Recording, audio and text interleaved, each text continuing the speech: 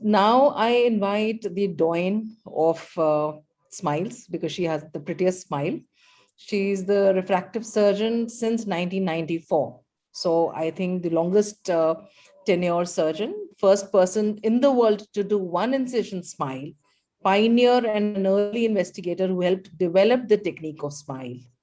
First in the world to use Circle software in a patient for retreatment in smile, trained more than 1,700 ophthalmologists across the world. One of them is me also, so I'm very privileged.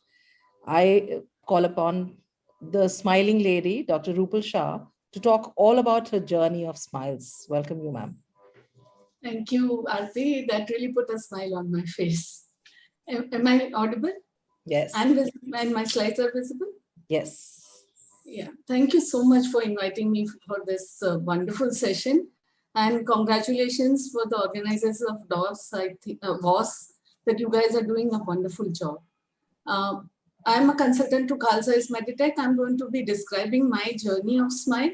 And I hope that it is going to be inspirational for others because at the end, I will just give you a take-home message. So basically, I got this opportunity to study this particular procedure right in the beginning.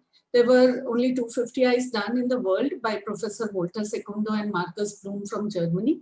And they started their clinical studies in 2006 and published their initial results. And after that, they had shown that the procedure was feasible, was accurate, but the vision recovery was too slow. And at the Center for Sight NVLC, we started these studies in August 2008. At that time, I was running the New Vision Laser Centers. It was a non-corporate. I was in private practice. And this came like a big opportunity. I was doing only refractive surgery for years together. And looking at the procedure, I thought that there was an intuition that it looked like a procedure that can have a great future. So with great enthusiasm, we took this opportunity. And we were very surprised initially with the initial few eyes also about the accuracy of the results. And these were the first few eyes done in the world with no nomogram adjustment. And yet the refractive error correction would be right to the dot. At 1 year, we found that more than 95% of our eyes were within plus or minus 0.5 diopters, which was even more encouraging.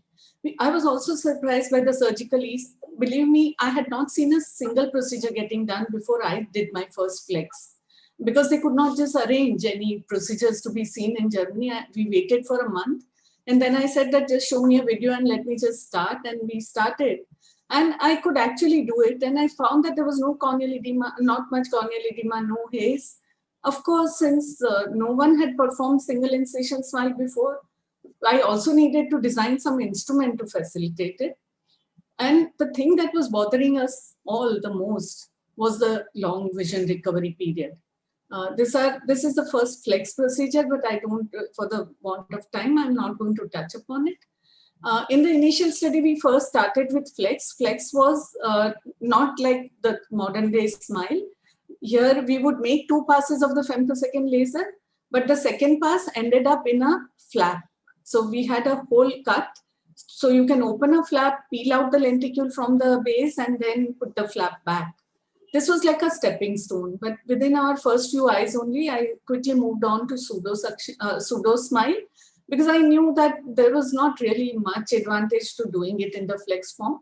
And we published our results of the first 50 SMILE eyes in the Journal of Cataract and Refractive Surgery in January 2010, which was the first publication of SMILE with a single incision as the way it is getting done today.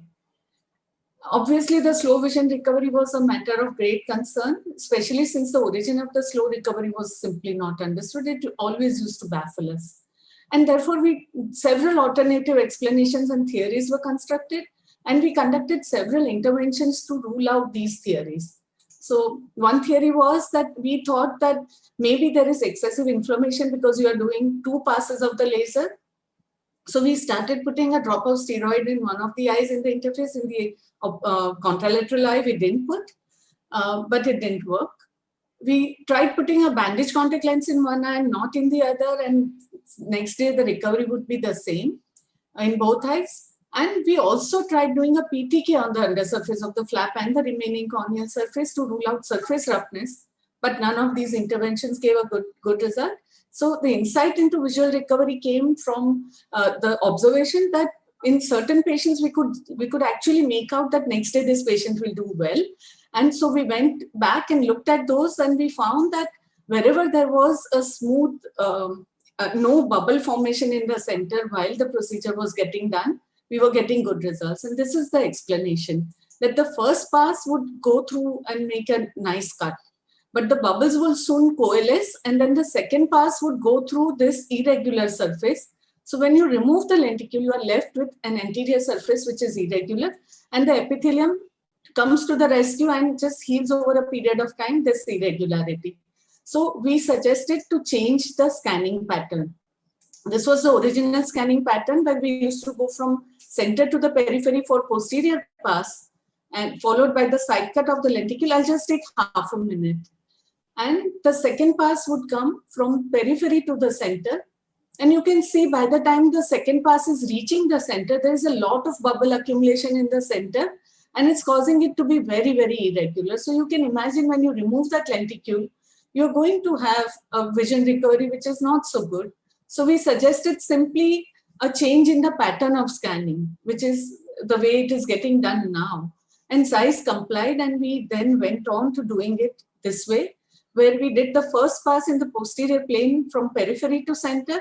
And you can see now the center is not showing so much accumulation of bubble. When the second pass is going through it, the bubbles come up later, and therefore they would not have much vision impact on the vision. And you can see this eureka moment. While we had only 65% unchanged or gained vision at 1 week, and 94% slowly creeping at 6 months to unchanged or gained, simply changing the pattern of scanning gave us 83% unchanged or gain at 1 week and 98% unchanged or gain at 6 months. So you can see the difference, and that gave all the understanding for the future improvements. And this happened then very quickly. So we could increase the frequency from 200 to 500 kilohertz. Then they were increasing the spot spacing. Every effort was made to make sure that there were no bubble accumulation in the center before the second pass would form. And this led to a more precise and an absolutely state-of-the-art procedure, which is how it is getting performed today.